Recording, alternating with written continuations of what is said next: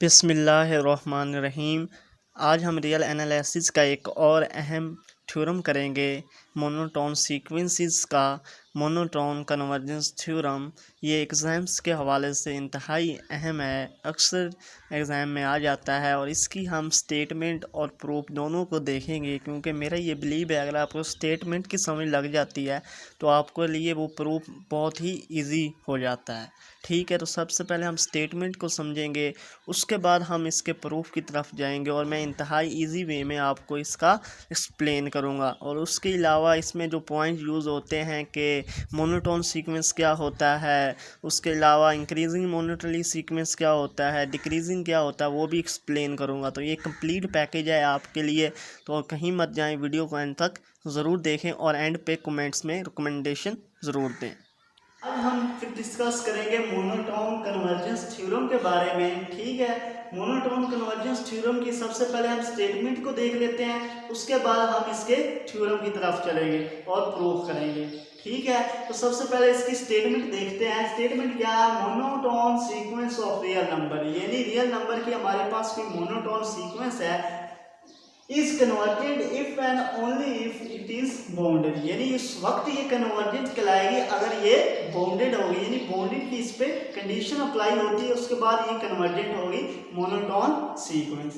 उसके बाद क्या आ जाता है? If x is equal to x n sequence is a bounded increasing, यानी हमारे पास कोई एक्शन सीक्वेंस है और वो बाउंडेड इंक्रीजिंग है, तो हम कहेंगे जो लिमिट ऑफ एक्शन है वो किसके बराबर है? सुप्रीमम के बराबर है।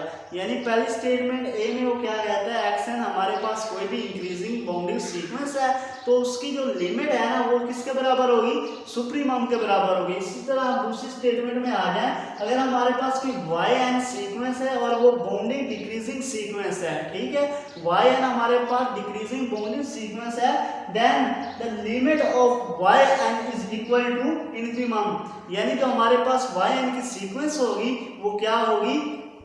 वो इन्फिमम के बराबर होगी।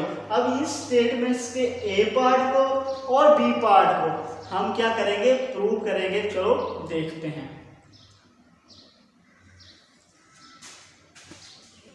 तो प्रूफ करने से पहले हम कुछ कंसेप्ट समझ लेते हैं ताकि आपको इजीली वो प्रूफ समझ आ जाए इंतहाई इजी वे में। तो कुछ कंसेप्ट्स हैं थ्योरम को स्टार्ट करने से पहले, वो हम कर लेते हैं।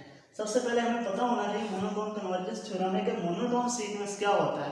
ऐसा सीक्वेंस मोनोटोन सीक्वेंस कहलाता है अगर वो मोनिकली इंक्रीजिंग हो और मोनिकली डिक्रीजिंग बाउंडेड सीक्वेंस हो। ठीक है, तो वो सीक्वेंस क्या कहलाता है? Monotone sequence. अब आपको पता होना चाहिए कि मोनिकली इंक्रीजिंग बाउंडेड सीक्वेंस कौन सा होता है और मोनिकली डिक्रीजिंग बाउंडेड सीक्वेंस कौन सा होता है, तो हम उसको पहले देख लेते हैं। अब बाउंडेड मोनिकली इंक्रीजिंग सीक्वेंस क्या होता है? वो ये होता है अगर हमारे पास कोई भी सीक्वेंस है उसमें हम एक चीज का ऐड कर दें, यानी उसका सुप्रीमम ले लें, तो जो वो सीक्वेंस की टर्म्स होगी ना वो लेस देन होगी उस सुप्रीमम के सीक्वेंस की टर्म से, तो वो हम कहेंगे तो वो क्या है?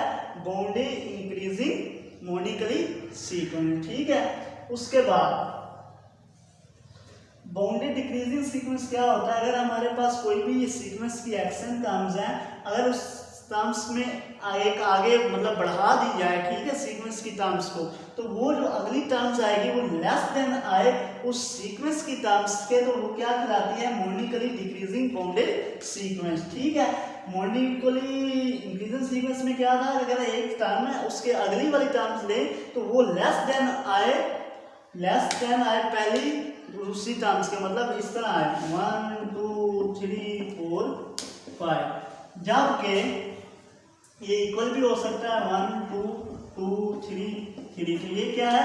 मोनिकली इंक्रीजिंग सीक्वेंस होता है। उसके बाद बाउंडेड डिक्रीजिंग सीक्वेंस में क्या आ जाता है कि अगर पहले वाली टर्म ज्यादा हो, 2 है तो इसके बाद क्या आ जाए? 1 1 फिर 0 0, तो ये क्या है? Sequence monotonically decreasing sequence. अगर ये दोनों होंगी तो वो क्या कहलाएगी? मोनोटोन सीक्वेंस कहलाएगी। ओके, अब प्रूव करते हैं। पहले ए पार्ट को कर लेते हैं इस थ्योरम के कि जो हमारे पास सीक्वेंस है वो क्या है? सुप्रीमम के बराबर है।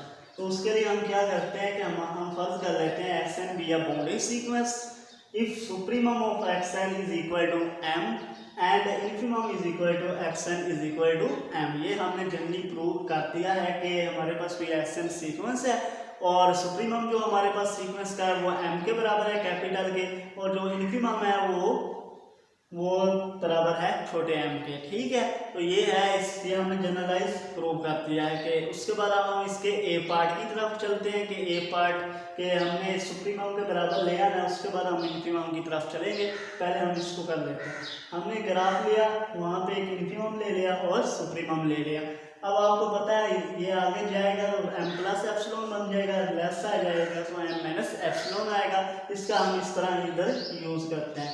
लेट हम कर लेते हैं कि हमारे पास एप्सिलॉन है बी आ पॉजिटिव रियल नंबर। एप्सिलॉन क्या है हमारे पास? पॉजिटिव रियल नंबर है। मोनोटोन सीक्वेंस की डेफिनेशन के मुताबिक, लिमिट सीक्वेंस की डेफिनेशन के मुताबिक, if exist such that m minus epsilon is less than x n naught, यानी जो हमारे पास एप्सिलॉन अगर पॉजिटिव रियल नंबर एग्जिस्ट करता है तो क्या बात है कि जो हमारे पास ये m माइनस एप्सिलॉन है ना, तो वो लेस देन होगा x n naught। ये हमने लिया हुआ था, तो इसकी जो ये टर्म्स हैं ये वाली, तो ये m माइनस एप्सिलॉन क्या होगा, इनसे क्या होगा, लेस होगा। ठीक है, तो if x n is increasing sequence, A part का रहना है तो हम क्या ले लेते हैं कि हमारे पास जो सीक्वेंस है x n वो क्या है, इंक्रीजिंग है, then m minus epsilon is less than x n naught। अब इससे इसकी टर्म ज्यादा है ना सीक्वेंस की x n naught की, तो m माइनस एप्सिलॉन क्या आ गया, लेस देन हो गया x n naught के,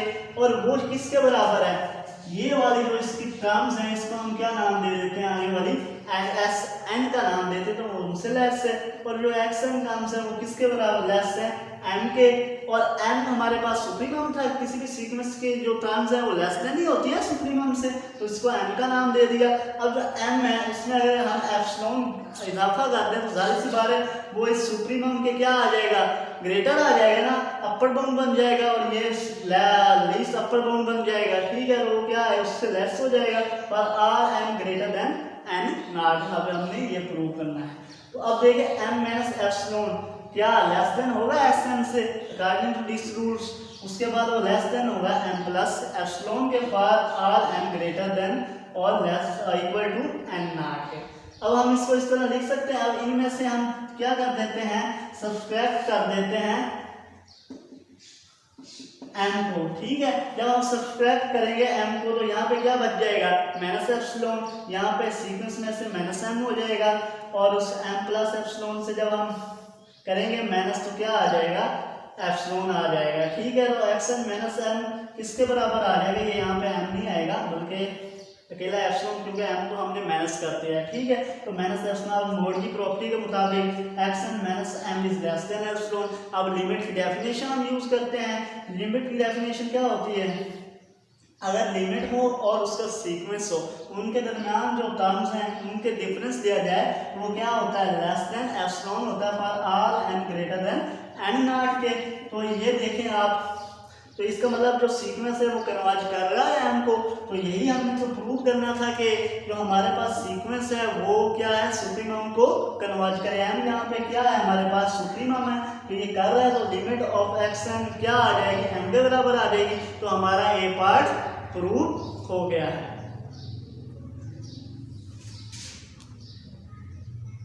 उसके सेकंड पार्ट को, अगर मोनिकली डिक्रीजिंग सीक्वेंस हो तो कैसे प्रूव किया जाता है।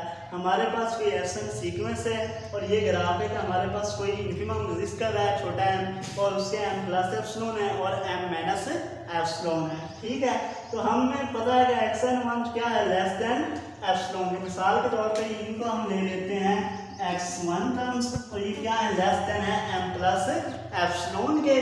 उसके बाद इफ सीक्वेंस इज डिक्रीजिंग, अगर सीक्वेंस मोनिकली क्या है, डिक्रीजिंग है, देन क्या होगा, जो m माइनस एप्सिलॉन है वो लेस देन होगा m से टर्म्स के, और वो लेस देन होंगी xn।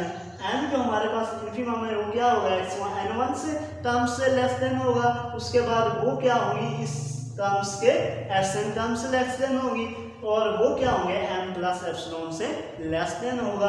तो ये था इसकी सिचुएशन कि अगर हमारे पास कोई इन्फिमम है और वो डिक्रीजिंग, तो ये एक्सप्रेशन आ जाएगा। उसके बाद अगर एम ये एक्सप्रेशन है तो m minus epsilon less than है एक्स एन और वो लेस देन है एम प्लस एप्सिलॉन, तो इस तरह हम लिख सकते हैं for all n greater than है एन वन के।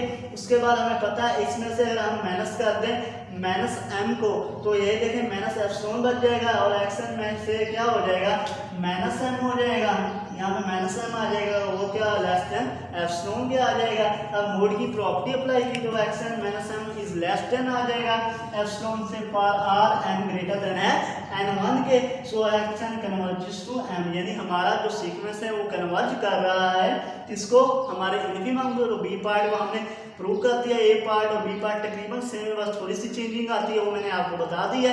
अगर आपको ये वीडियो अच्छी लगी है और मैंने इजी वे में एक एक चीज़ आपको एक्सप्लेन की है तो हमारे चैनल को सब्सक्राइब कर दें। और अगर और वीडियोस देखनी है इस चैप्टर की या रियल एनालिसिस की तो हमारी प्लेलिस्ट में जाके देख सकते हैं और बेल आइकन को दबा दें ताकि हमारी नेक्स्ट वीडियो आप तक पहुंच सके।